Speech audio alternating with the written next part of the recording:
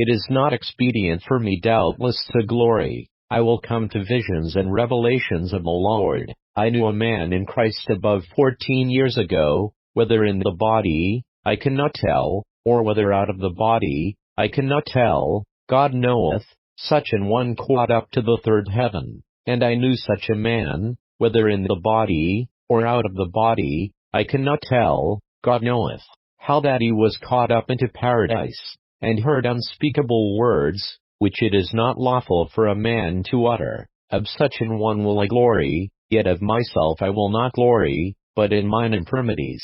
For though I would desire to glory, I shall not be a fool, for I will say the truth, but now I forbear, lest any man should think of me above that which he seeth me to be, or that he heareth of me, and lest I should be exalted above measure through the abundance of the revelations. There was given to me a thorn in the flesh, the messenger of Satan to buffet me, lest I should be exalted above measure. For this thing I besought the Lord thrice, that it might depart from me. And he said unto me, My grace is sufficient for thee, for my strength is made perfect in weakness.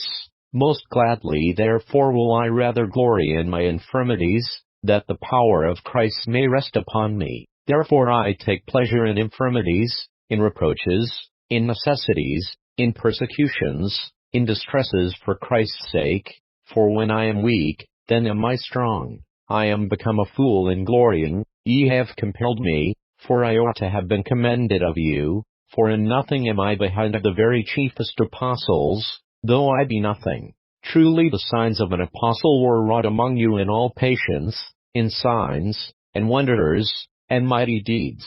For what is it wherein ye were inferior to other churches, except it be that I myself was not burdensome to you? Forgive me this wrong. Behold, the third time I am ready to come to you, and I will not be burdensome to you, for I seek not yours, but you. For the children ought not to lay up for the parents, but the parents for the children. And I will very gladly spend and be spent for you, though the more abundantly I love you, the less I be loved. But be it so, I did not burden you. Nevertheless, being crafty, I caught you with guile. Did I make a gain of you by any of them whom I sent unto you? I desired Titus, and with him I sent a brother. Did Titus make a gain of you? Walked we not in the same spirit? Walked we not in the same steps? Again, think ye that we excuse ourselves unto you? We speak before God in Christ, but we do all things, dearly beloved, for your edifying. For I fear, lest, when I come, I shall not find you such as I would, and that I shall be found unto you such as ye would not, lest there be debates, envyings, wraths, strifes, backbitings, whisperings, swellings, tumults, and lest, when I come again, my God will humble me among you, and that I shall bewail many which have sinned already, and have not repented of the uncleanness and fornication and lasciviousness which they have committed.